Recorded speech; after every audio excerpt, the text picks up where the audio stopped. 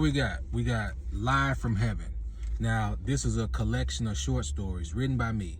Now, every story in here takes place in heaven.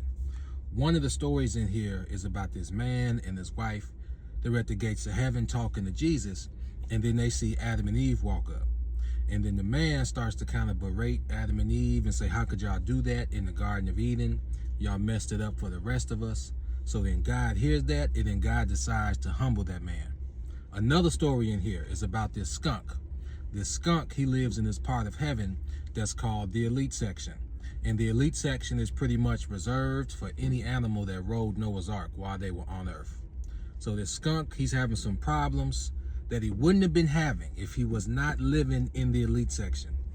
Another story in here is about this funeral that takes place in heaven. And what happens pretty much is God mandates everybody one morning to go to this funeral. And while people are on the way to this funeral, they're like, how are we going to a funeral in heaven? This doesn't make any type of sense.